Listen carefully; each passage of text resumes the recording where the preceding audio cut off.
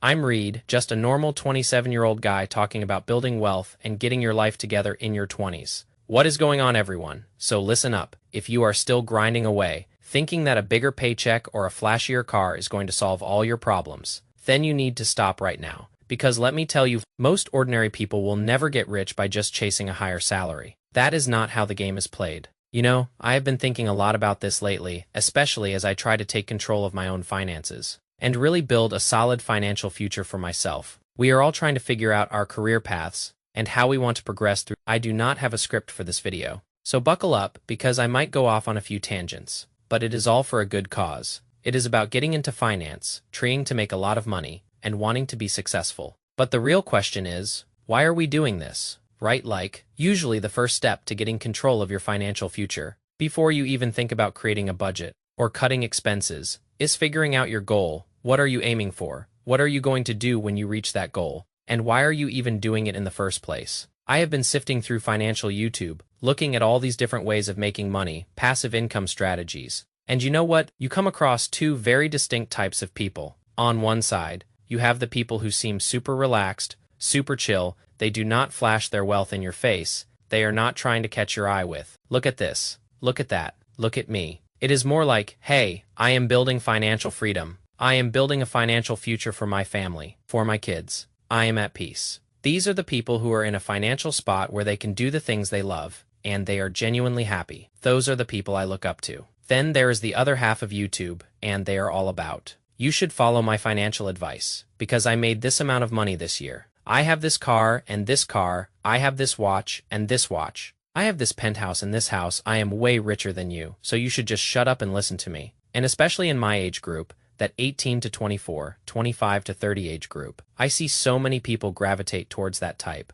I have so many friends who want to be rich, who want to be millionaires. And I am kind of that friend who tries to keep a level head. I ask them, okay, that is great. Your goals are amazing, but why do you want to be a millionaire? Or why do you want to be rich? And it is always the same answer. Oh, if I am rich, I can buy this watch, and I can buy this house, and I can buy this car. And it makes me wonder, does that really make you happy? Maybe I am only making this video because I just want to express my internal thoughts of how I have thought about this before. When I was younger, I am 25 now, and I remember where I thought money would take me when I was 20 to 23. But honestly, I genuinely think that it is not the material things that truly make us happy. Now, I am not here to say that you should not want material things. I think material things are amazing. For example, my parents actually call me 5-star because I love 5-star things. I love nice restaurants. I love nice watches. I love cars. Seriously, I love cars. I love nice real estate. So I totally get wanting the nice things. But the more I have gotten older, the more I have grown in maturity and mentality. I realize that at the end of the day, it is not really those things that are going to make me happy. They might make you happy, but I do not think they will make me happy. It is almost like that age-old argument.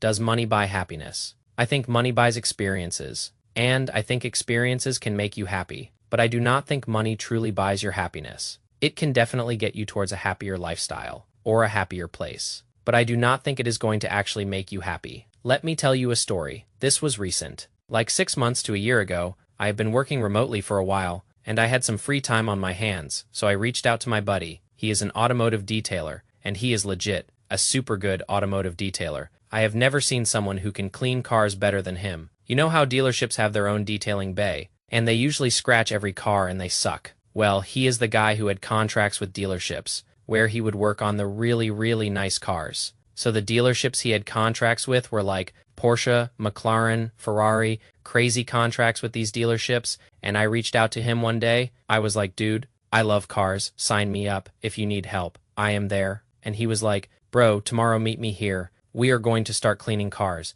I will hire you. It was cheap money, but it was just money I could make on the side. So I was like, I am down. So I show up to this undisclosed location. And there are like 10 McLarens, man. I was so excited, filming each one I cleaned, enjoying sitting in them, taking pictures, everything. I was telling him, bro, this is crazy. You know, me dream car, my absolute dream car is a 911 GT3 RS. I do not care if it is the 991.2 or if it is the 992.1. I just want a 911 GT3 RS. That is my dream car. And he also has a contract with Porsche. So we pull up to his little place near the Porsche dealership, and we are cleaning 911 GT3 RSS. And we are cleaning Porsche Boxster, Spider RSS, brand new cars, optioned out of their minds, crazy cars, and the first week I was there, I was like, this is amazing. I am cleaning my dream cars. I am cleaning all these exotic cars. This is the best thing ever. Well, after like the 20th McLaren, bro, it is just a car. At the end of the day, it is literally just a car. And what is crazy is like, after 3 weeks of working with him, I could not even bother to pull out my phone. Because I was like, okay, it is just a McLaren again, whatever. Oh, it is just a McLaren Senna. We were cleaning McLaren Sennas. We even detailed Jeffree Star's McLaren Senna, the one with the Tiffany blue interior. With the Tiffany blue brakes on the black exterior, I cleaned that car. There was a 765 LT McLaren that was full exposed blue carbon fiber. I did a few McLaren Speedtails, like crazy cars, and man, after 3 weeks of being surrounded by those cars, you are like, okay, it is just another car. Like, I do not want to clean this McLaren. I have seen 400 in the past week. You lose all that emotional value with the car, and then you are like, man, this is literally just a car. Just like a Toyota Camry is a car. And what is crazy is like, I remember cleaning this one McLaren. It was the car the dealership used to move parts back and forth from other dealerships. It was a 2027 20s car, had 8,000 miles on it. And this car was like, bro, the leather was falling apart. Alcantara was trashed, paint was scratched up. And sure, you can make the argument like, oh well, it was a car they moved back and forth, but it had 8,000 miles on it. If you have a Toyota Camry with 8,000 miles, that thing is brand new. You could eat off the seats. This McLaren with 8,000 miles looked like it was about to fall apart. And you start to realize, like, bro, is this even like, this car is worth more than my house. And it is falling apart after 8,000 miles. And look, do not get me wrong. If you love cars like I do, you definitely see the value. But it just got to the point where it was like, after the 30th McLaren that I washed in a week, you are like, bro, it is just a McLaren. I do not know how to explain it, but you almost lose that value of it. And I know myself, let us say, and do not get me wrong. I still want to work hard enough that I can afford my 911 GT3 RS, but I am being realistic with you guys. I know myself, I am going to buy a 911. I am going to get my dream car, I am going to beat the piss out of it for probably a week. And then after that week, it is going to be in my garage. I am going to think to myself, this does not make me that happy anymore. Because, for example,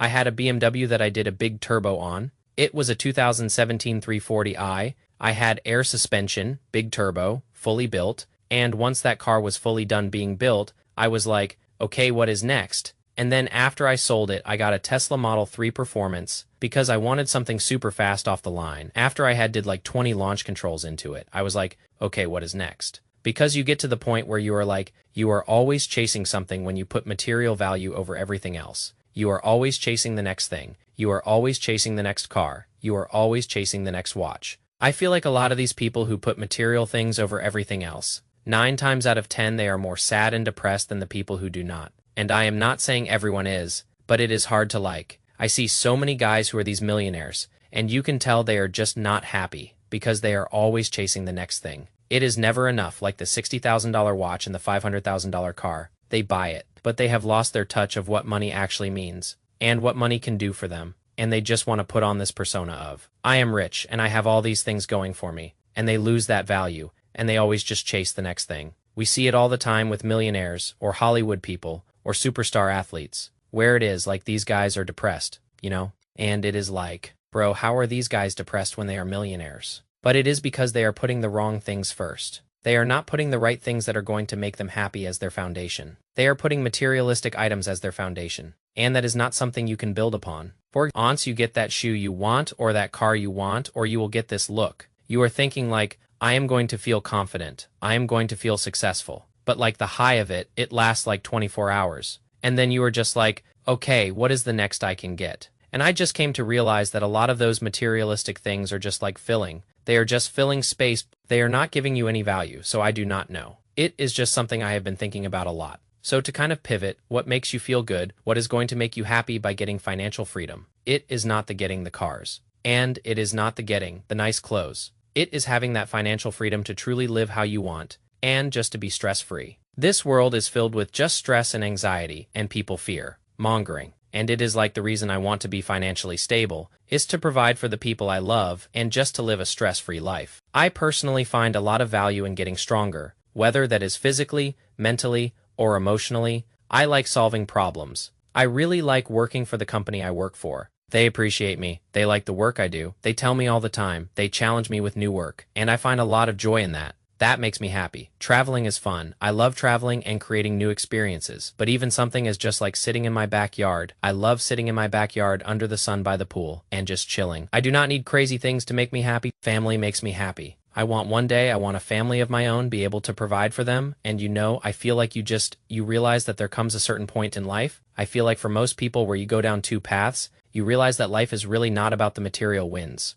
And once again, I am not hating on people who have material wins. I definitely want to have a house one day, and I want to have a Porsche one day, and I want to have a nice car, and I want to have a nice watch, but that is not what I am putting first and foremost in my mind, and that is not why I am starting this financial journey. I am almost making this video to keep myself accountable in a way. So you go down two paths, you either realize that life is not about material wins, or you stay down the path of, I have not proven my worth yet until I get all the materialistic things that I need. And I feel like one route is going to make you a lot happier than the other. And I feel like if you go down the route that I have gone down, where you realize life is not about stacking material wins, you start learning it is about stacking internal ones. It is about setting goals for yourself. It is about setting goals that you can complete that make you feel good. It is about pushing yourself to be a better person and trying to be 1% better every day. Even when no one is watching, even when you are by yourself, just trying to be a better person. When 2025 started, I wrote down a bunch of goals and I taped them to my door, and maybe I will post a picture of them.